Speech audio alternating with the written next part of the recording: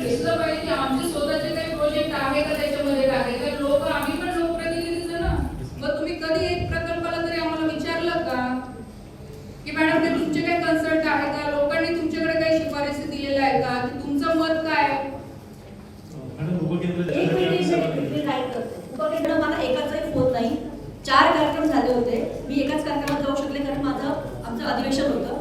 पण मला पालकमंत्री महोदयांकडनं निरोप आला कार्यक्रमात, डिपार्टमेंटकडनं नाही. तुम्ही चुकीचं करताय. तुम्ही तारखा कसं काय विचारून घेत नाही आम्हाला? चर्चा तर करा तुम्ही आमच्याशी. 4 उपकेंद्र मान्य ना, जवाहरमध्ये 4 उपकेंद्रांचं उद्घाटन झालंय. मी गेले होते एका कार्यक्रमाला फक्त पालकमंत्र्यांच्या सूचनेनुसार. मग आम्ही कुठे जातो?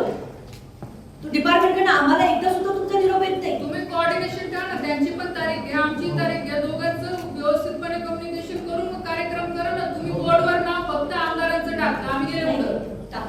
मॅडम आपले जे आता कार्यालय हे करून घेतो आणि मी तुम्हाला बघा जेवढे तुम्ही जिल्ह्यातील तुम्हाला मी परत हे सांगते की तुम्ही प्रोटोकॉल फॉलो करा. उद्या तुम्ही अडचणीत येणार बरं. आम्हाला फक्त एक विजिलन्सला पत्र द्यायचंय तुम्हाला. जिथे केंद्राचं शेअरिंग आहे तिथे आम्ही कंपल्सरी आहेच. आम्हाला विश्वासात घेऊनच तुम्हाला काम करायचंय. आम्ही असं म्हणत नाही. ऑफकोर्स आमदारांचे जेवढा अधिकार आहे पण आमदारांसोबत आमचाही तेवढा अधिकार आहे प्रत्येक योजनेवर. आम्ही पण लोकांमध्ये फिरतो, आमच्याकडे पण काही असतं डिमांड लोकांच्या. तुम्ही आम्हाला सोडून देणार, आम्हालाच घेणार नाही, आमचंच नाव टाकणार नाही, आम्हालाच कार्यक्रमाला बोलवणार नाही, तर असं कसं चालेल? हो, हे 700 कोटी आणताना तुमचा जो प्रस्ताव तिथे गेला तर 1000 कोटीचा 300 कोटी शहराच्या कामासाठी मागितली होती. तिथे आम्ही पाठपुरावा करतो पैसे आणण्यासाठी. आणि जेव्हा इथं पैसा निधी येतो त्याला तुम्ही कुठल्याही प्रकारचे आमच्याशी कम्युनिकेशन ठेवत नाही, कुठलंच नाही. मग ही कोणती पद्धत, कोणती पॉलिसी तुमची?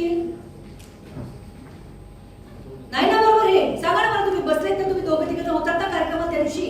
तुमच्याकडनं एक तरी मेसेज आहे का मला?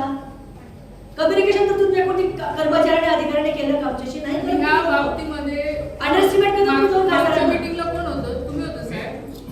मग त्यानंतर सर मॅडम प्रत्येक ज्या मतदारसंघामध्ये पत्रिका आपण पाठवतो. पत्रिका आम्ही बघितली, फोटो बघितला. पण तुमचं कम्युनिकेशन आहे आमच्याशी? फोटो नाही बघून तुम्ही आता.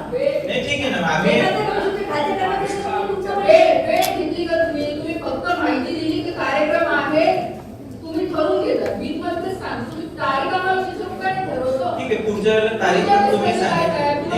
मागच्या वेळेसही मी सांगितलं होतं उद्घाटन केलं जेव्हा हे नियमाच्या बाहेर विदाऊट एनी लोकप्रतिनिधी तुम्ही कामाचं असेल, तुम्ही सर्वसामान्य जनतेकडे कसं काय तुम्ही उद्घाटन करता? त्यावेळेस मी तुम्हाला सांगितलं तुम्ही वेळ घ्या ना आमची. तुम्ही पत्रिका छापतात आणि पाठवून देतात की या तारखेला कार्यक्रम आहे. काय आम्ही काय असं काही तुम्हाला हे दिसतो की काय आमचं काय अधिकार नाहीये का? ठीक आहे मॅडम. आम्ही बोलत नाही किंवा त्यांच्यासारखं आम्हाला कसं चुकीचं बोलता येत नाही म्हणून तुम्ही त्याचा गैरफायदा घेतात का? तसं नाहीये. पुढच्या वेळेस म्हणजे काय दर दिशेमध्ये आम्ही बोलतो दोघे जणी. मागच्या वेळेस साहेब मी तुम्हाला कलेक्टर ऑफिसला व्यवस्थित बोलून तुमच्या सांगण्यावर मी तुमच्या ऑफिसरचंही अजून पुढे पत्र दिलं नाही की जाऊन एक वेळ चुकलं असेल पण वारंवार त्याच चुका तुम्ही करत असेल तर आम्ही पण काय शांत बसायचं? हे बरोबर नाहीये. तुमचं काम मी हे सांगते चुकीचं पद्धत आहे. मॅडम आता पुढच्या वेळेला पुढच्या वेळेस काय मागच्या वेळेस काम कंप्लीट झाल्यानंतर आम्हाला चार्ज करावं लागतं. काम कंप्लीटचा विषय नाहीये साहेब. आमचं क्लिअर म्हणणं ॲज अ मंत्री म्हणून मी तुम्हाला म्हणते. मागच्या दीक्षिका बैठकीमध्ये पिंपळगाव, तुमचं वरणगावचं सिद्धेश्वर नगर हा विषय पण कायमस्वरूपी कंटिन्यू चालू आहे. त्याला सोल्युशन काहीच निघत नाही. असं आहे की आता पण तुम्ही बघितलं असेल की बैठकीमध्ये ह्या सूचना मागच्या काळातही दिल्या गेल्या, ह्याही दिल्या गेलेल्या आहे. पण रेल्वेच्या जे काही विषय असतात ते बरेचसे टेक्निकल विषय असतात कारण की शेवटी एक सेफ्टी क्रायटेरिया पण त्यांना लागू करावा लागतो आणि दुसरी बाजू शेतकऱ्यांची म्हणून ती आम्हाला सुद्धा सांभाळावी लागते. म्हणून याच्यामध्ये रेल्वेचं कामही सफर व्हायला नको कारण की शेवटी आज एवढे लाखोच्या संख्येने त्या रेल्वेमधनं लोक प्रवास करत असतात. म्हणून सेफ्टी सुद्धा हा महत्वाचा विषय आहे. पण दुसऱ्या बाजूने जर बघायला गेलं आमचं रेल्वेला वारंवार एवढंच सांगणं असतं प्रोजेक्टला आमचा कोणता विरोध नसता पण प्रोजेक्ट करत असताना शेतकऱ्यांचं पण हित लक्षात घेतलं पाहिजे. त्याला कुठेही म्हणजे आपण म्हणू शकतो की कन्व्हिनियंट व्हायला नको. त्याच्या शेतापर्यंत जायला त्याला रस्ता मिळाला पाहिजे, त्याचा माल वाहतूक करायला त्याला सोयीचं झालं पाहिजे. अशा पद्धतीने रेल्वेने काम केलं पाहिजे. आणि प्रयत्न चालू आहे, कारण की बऱ्याच वेळा रेल्वेचे बाहेरचे ऑफिसर असतात, त्यांना इथलं प्रॅक्टिकल नॉलेज नसतं, त्याच्यामुळे बऱ्याचशा गोष्टी त्यांच्या हातून पण घडतात. पण लोकप्रतिनिधी म्हणून आम्ही प्रयत्न करत असतो की अशा गोष्टी घडायला नको, कारण की शेतकरी सुद्धा हा महत्वाचा आहे, कारण की शेवटी तो जमीन देत असतो आणि त्याची कुठे गैरव्यवस्था होता कामा नये. नाईचा एक विषय पेंडिंग आहे. नाईचे जेवढे ब्रिज आहे त्याचे जॉईंट एलिमेंट जे आहेत ते तुटलेले आहेत. तिथे ब्रिज जॉईंट होतो, त्याच्यामध्ये रबर आणि लोखंडाच्या पट्ट्या लावलेल्या किंवा तांब्याच्या पट्ट्या लावलेल्या. मागे अधिकाऱ्यांची बैठक घेतली तेव्हा आम्हाला ऑर्डर करावं लागतात, एका महिन्याने येणार आहे.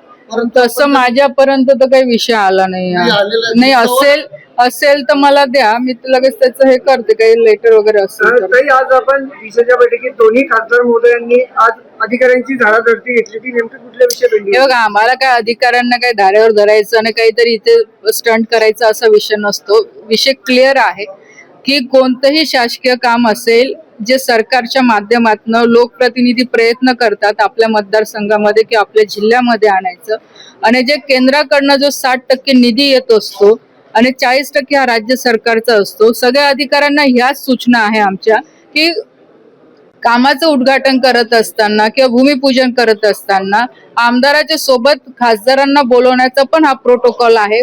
फक्त तुम्ही एका बाजूला आमदारांना बोलवणार, खासदारांना बोलवणार, तर असं हे योग्य बरोबर नाहीये, कारण की शेवटी आज केंद्राचा पण शेअर प्रत्येक योजनेमध्ये आहे, तर तेवढा अधिकार आमचा सुद्धा आहे.